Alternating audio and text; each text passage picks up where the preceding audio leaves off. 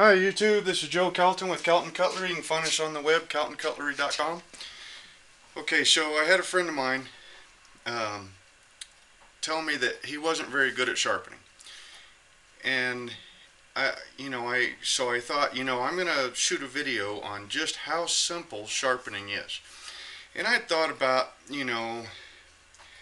breaking it down using like a spatula in your kitchen. If you can use a spatula to, scrape the stuff off the bottom of the pan after you're done cooking. Now, a cast iron or a steel pan, not one of the ones with the non-stick coating on it.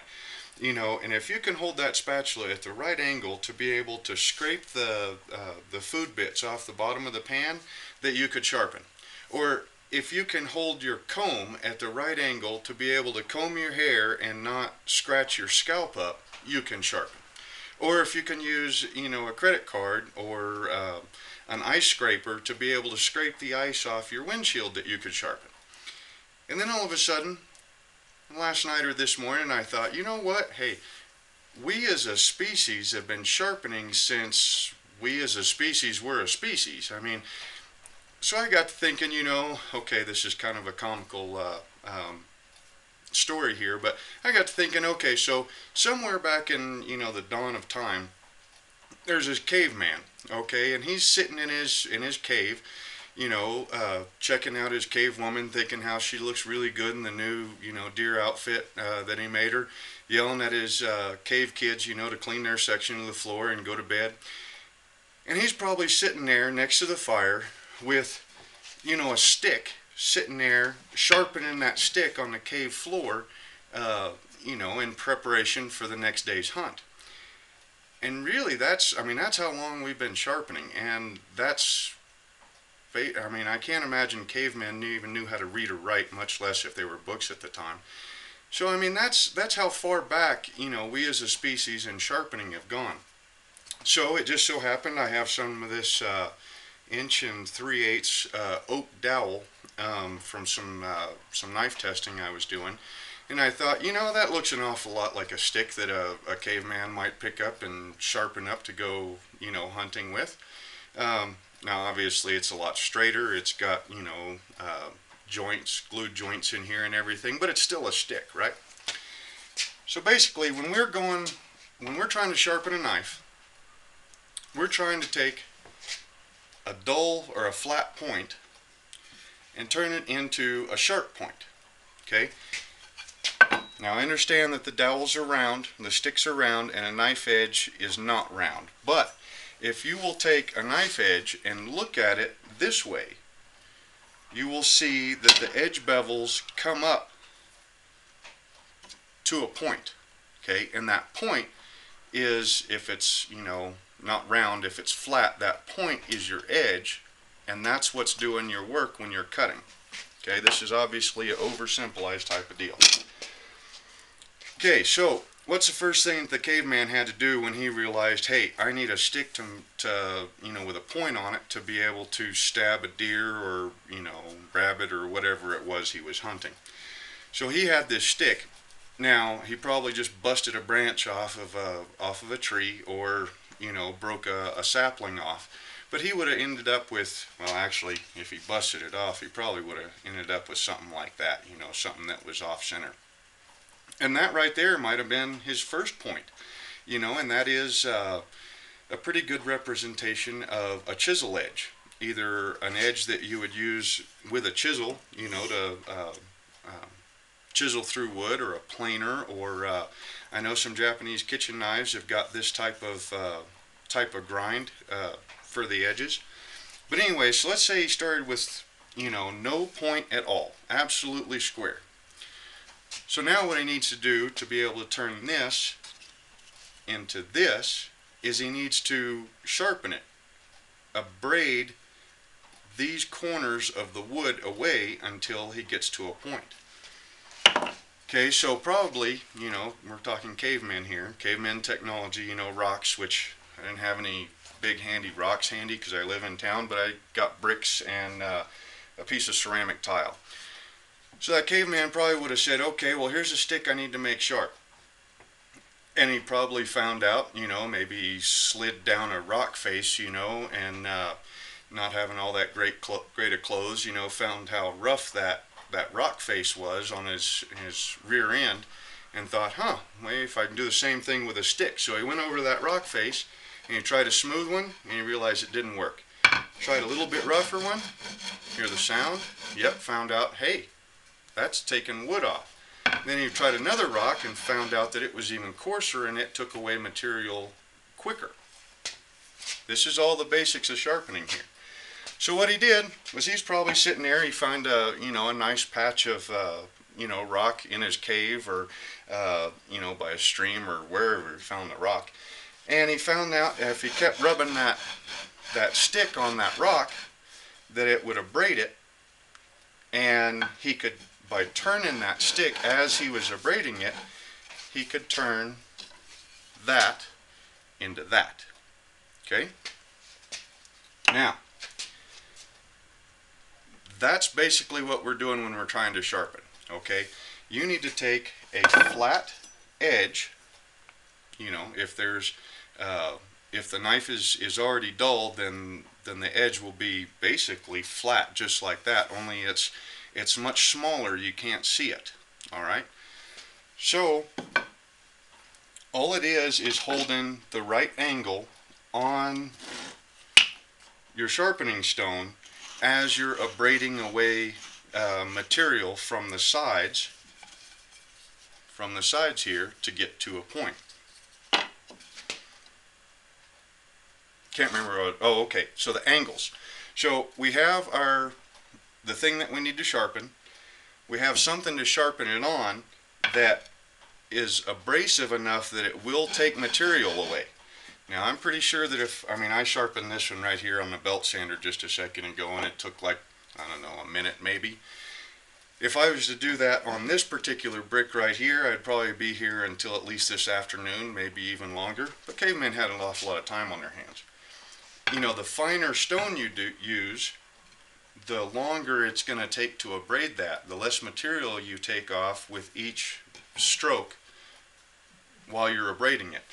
If you were to try to use it on this ceramic plate, you can hear that sound. There's hardly any abrasion going on there. Okay, so you need a coarse enough material, or a coarse enough stone, to be able to abrade what it is that you're working on. Coarse enough and harder than the parent material. So if I was to take this piece of wood right here and rub it on this piece of wood, there's not going to be any abrasion going on.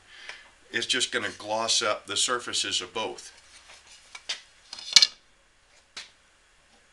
Or you can use it the other way around, like on swords or big choppers, something like that. If you've got a really long blade, instead of trying to move the blade against the stone, you can always clamp up the blade in something, and then use the stone, to abrade your edge. So anyway, so now we're going to go to angles. Okay, angles are not as important as what you might think on a working class knife. Okay, so go back to the caveman. All he needs to do is sharpen up a stick to be able to stab a deer with it. Well, all I need to do with that knife is cut vegetables and meat with it. Okay? So, back to the caveman, if he's got a stick with a point on it like this, does it really matter if that point is like this, or like this, or like this, or the difference between this and this? Honestly not. All he's doing is stabbing something with the thing. Now granted, the lower the edge angle, or the lower the point angle, the easier that point will slip through flesh, but the easier it'll be to break off. So with each material you have to find, the angle that you want to, or the angle that works best for whatever it is that you're cutting or stabbing, and the limitations of the material that you're using. So let's say I took this dowel and I took it down to a really long point, where this point right here was, heck, this long, and the point was very, very fine. Okay, well obviously that point would break off the first time you stabbed anything with it. A point like this would retain the point an awful lot longer, but it takes more force to push it through whatever it is you're pushing it through. But in the grand scheme of things with our caveman, I don't think he really cared if this was at a 20-degree angle or a 21-degree angle, or even the difference between a 20-degree angle and a 30-degree angle. Most of our knife work, honestly, that part doesn't matter near as much. You know, I mean, when I'm cutting a piece of rope, you know, yeah, a 10-degree angle would outperform a 20-degree angle as far as the amount of force that you're using to cut it.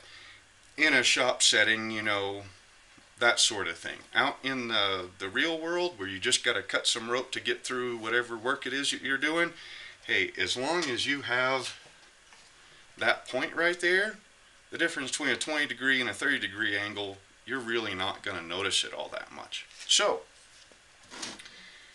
honestly, when you're sharpening that knife, like here, if I want to match that same edge angle, I can see it like this. If I come down here and I sharpen, you can tell, I don't know, maybe you can't tell. Okay. Here, I'll actually be working on the point at the same time that I'm working on the point bevel. Here, I'm working on the bevel, I'm not working on the point until I get this ground clear to there, if that makes any sense to you. Okay, so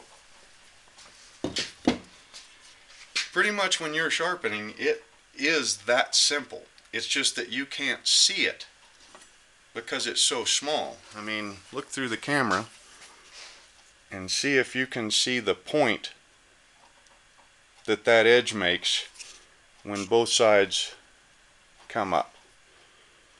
You can't really see it, but you can see that one. That would be the two biggest problems that folks have with sharpening. One is thinking that it's really complicated and that it's really hard. Well, if you think something's really complicated and really hard, generally speaking, it is. If you think it's simple and it's easy, then generally speaking, it is simple and easy. So, if a caveman can sharpen his stick, you can sharpen a knife. So that gets that out of the way. Now the second thing is your abrasive choice. You have to have something that abrades material away. So let's say this would be an edge. I just sharpened up a paint stick to show it to you. Okay, so I need a pencil. So if you dull that knife, let's get a little bit of light out of there. So you dull that knife, okay? You take that point off. Okay, now to establish a new point, you can do one of two things. You can either come in and make a steeper point by just abrading that little bit of material away. Now that will thicken your edge angle, of course, and make it tougher for the point to penetrate anything. Or you can, to maintain the same angle, okay, this drawing through a camera is really tough here. Okay, you would have to take this amount of material away, okay, to get that same, to maintain that same angle. Alright, so you have to remove metal every time you sharpen a knife to be able to get that point back. Okay, so if you're using too fine of a stone, you know, on this particular, this paint stick, if I was to do that on this coarse stone, you know, I might get away with doing it in 10 minutes. If I was to try it on the ceramic plate, I don't know if you're still, yep. If I was trying to do it on the ceramic plate, you know, it might be days before I get that amount of material removed to be on both sides to be able to establish a point again. Your edge angle. Okay, so we went over making it simple, making it easy, believing it's simple and easy because it is. Caveman did it. Okay, your abrasive choice, you have to have something coarse enough and harder than whatever it is that you're sharpening to be able to sharpen it. Okay, we can go over sharpening fluids at the same time. If I was to take this brick, see I had two sides here. Okay, I take this brick right here and I start sharpening a knife on it. You hear that sound? That's material getting abraded away. Now with no lubricant or no fluid on this brick, this is what happens. The metal from the knife that's being abraded away gets transferred into the brick. Okay, now that metal gets caught up in the pores of the brick and makes it glassy. Okay, it fills up all those pores and smooths it out. And now all of a sudden, at some point, there's no more abrasion going on because the steel filings are caught in between the grains of the rock, and they can't cut anymore because there's no airspace in there. So you can use water. I mean, caveman probably used water. I use this. This is the container that this came in. Wooden bamboo oil. If you turn around and look at it, it's mineral oil. You know, so I buy it by the gallon at the local ranch supply house. And it's like 15 bucks for a whole gallon of this stuff, whereas a lot of times, you know, you can pay, you know, $5, $10, $15 for a bottle of, you know, sharpening oil. Anyway, so you put the oil on the brick. Caveman probably used water, or heck, he's surrounded by rock. He just went to a different piece of rock when that one quit cutting. So we'll use some oil on this, you know, and that'll prevent the steel filings. The oil will float the steel filings away and let the surface cut for an awful lot longer before it needs resurfaced. Okay, so that keeps your abrasive material abrading instead of loading up and not abrading anymore. Okay, so the next toughest thing that people kind of get stuck on when they're sharpening is, you know, holding a very precise angle throughout the sharpening stroke. Okay, now I sharpen, you know, 50, well, some months I make 40 knives a month, you know, so I'll sharpen all of those, plus, you know, my personal knives, you know, my pocket knives, sharpen them a couple of times a month, plus shop tools, you know. I mean, I've never counted how many things I sharpen in any given month, but it's probably a lot. So with that amount of practice, you know, I'm usually pretty good at holding a fairly consistent angle because I sharpen everything freehand, because whoever I sell the knife to is likely going to sharpen everything freehand, and they're going to change the angle to whatever suits them best anyway. Okay, but people get really hung up on maintaining that angle within a couple of degrees. You know, and that's why they go to the guided sharpening systems. You know, the ones that they either put a clamp on the spine of the blade, and then they've got rods, you know, that hold an exact precise angle. Back to our caveman.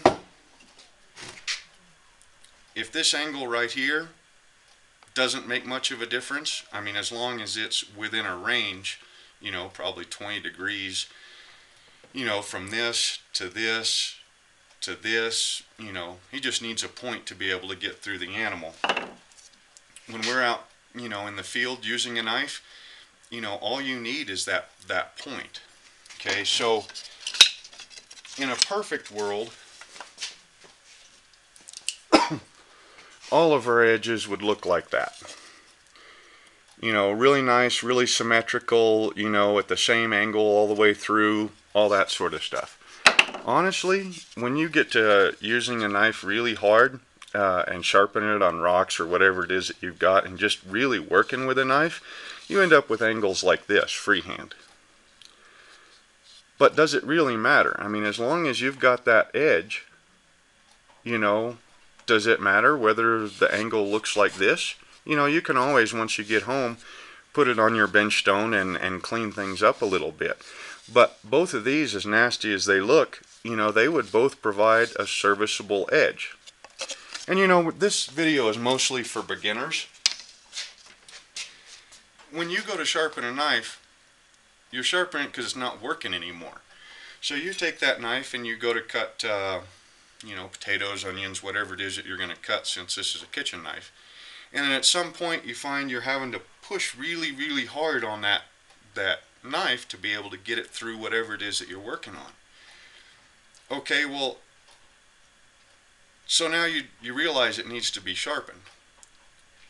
Well, honestly, do you really care if it's an absolute perfect edge? As long as it gets dull, you sharpen it back up, and it works better than what it did before? Hey, if you have a dull knife and it won't cut, and you spend 5-10 minutes on your sharpening medium, you know, whether it's a brick or a stone or a diamond hone or a Japanese water stone or whatever it is, and you spend 10 minutes sharpening that knife, and then after that 10 minutes the knife works the way it's supposed to again, you know, hey, that's a success. Alright, as long as it's sharper when you get done than what it was when you started, then you are good at sharpening. Now, on down the road, once you have more years of practicing, and you know, because once you realize that you can sharpen a knife, you'll sharpen your knives more often. And then if you sharpen them more often, you practice more often, you get better at it, and then you start getting really, really good, and you can sharpen up a knife in a minute or two, get back to work. You're not scared of dulling a knife anymore, and you get to use that knife to its full potential. So anyway, so just how simple this is. I think I've got 3 or 4 minutes left. I got 3 minutes left. Let's see if we can do this. Okay, so we have got a Farberware kitchen knife from Walmart. I picked it up because I kind of like the handle. I wanted to use it for a pattern. Let's see if it'll cut some leather. It won't. Okay, so I'm going to use this particular brick. It's just a regular old brick. That side's pretty glazed up. This side doesn't look too bad. We're going to throw a little bit of oil on there. Rub it around. Okay, now I'm going to stay on one side and I'm going to just abrade it. Okay, what I'm doing is I'm knocking this flat and trying to get it close to this point. And we got 3 minutes, so we're not going to get this all exact.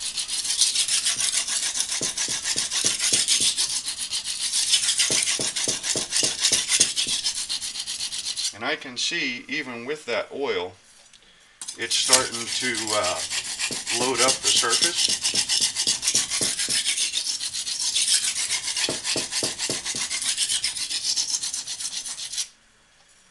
Okay, I'm starting to feel a little bit of a burr on this side. We'll throw some more oil on.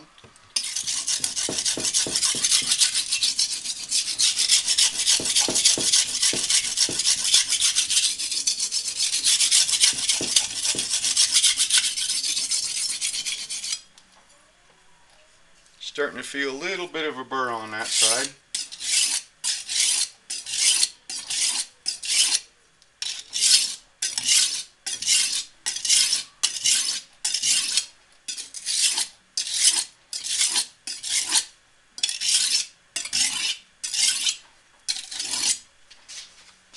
That last stroke might have kind of dinged it up a bit, but that's alright.